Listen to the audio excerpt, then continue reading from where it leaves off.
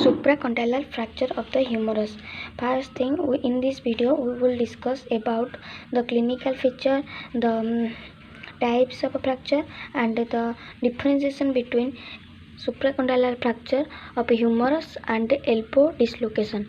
So supracondylar fracture is most commonly found in the children. It is mainly two types, that is condylar fracture by extension, condylar fracture by the flexion.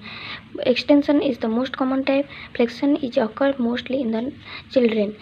Then another thing is that in the extension, the indirect type of extension is due to the fall on the overstretched hand. In a extension type, flexion occur if the fall on point of a fully flexed elbow occur, then this is called flexion type. The site of the supracondylar fracture of a humerus is at the level of a coronary fossa above 2 to 3 cm. Line of the fracture, that is a transverse line from side to side, and oblique, that is anteroposteriorly in adult. But flexion is occur from the front of the vein. Transverse is occur from side to side, and flexion is occur from the front of the bone, that is upward and backward. So in this displacement, the displacement occur in the extension type in the children from the lower fragment, that is with the forearm shows posterior shift, posterior overlap, posterior tilt, and a rotation will be occur. The rotation is divided into two types, medial and lateral, depending upon the side of the fracture.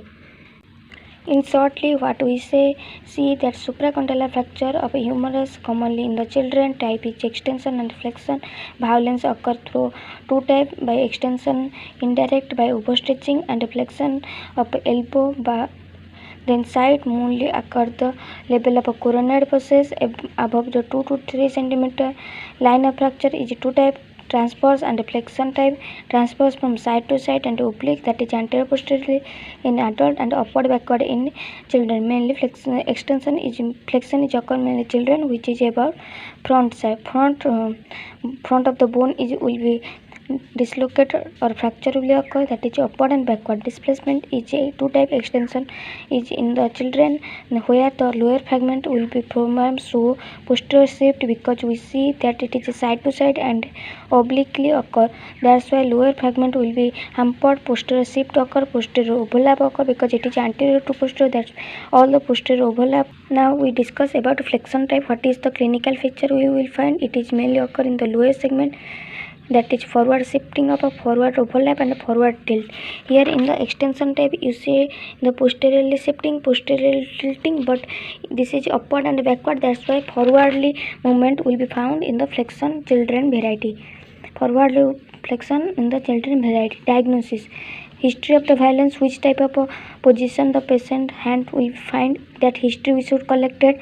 Then history of violence, age, children or adolescent patient come with angle of 135 degree at elbow, feature of a fracture present lower end upper segment producing a swelling above the elbow joint. So epicondylar and olecranon process maintain their normal relationship, there will be no changes at that area. Arm length is diminished, and arm length, that is acromion to lateral epicondyle, is diminished. Forearm length is normal, that is lateral epicondyle to radial styloid process is normal. Side to side movement, there will be capitus is detected. Lastly, X-ray confirm the condylar fracture. How we will determine that it is a elbow dislocation or a supracondylar fracture? By knowing the age. If children, adolescent occur, then supracondylar. If adult, then elbow dislocation. Mainly elbow dislocation is occur posteriorly. Okay. Then relative position of the bony point, that is on adult in the supracondylar, altered in the elbow dislocation. Length of the arm is reduced, here normal. Length of forearm is not reduced, here reduced. Or not on adult in the length of forearm we discuss in the clinical feature, that thing is differentiated from the elbow dislocation. Forward projection is above the elbow is creases, but here the correspond with the elbow creases.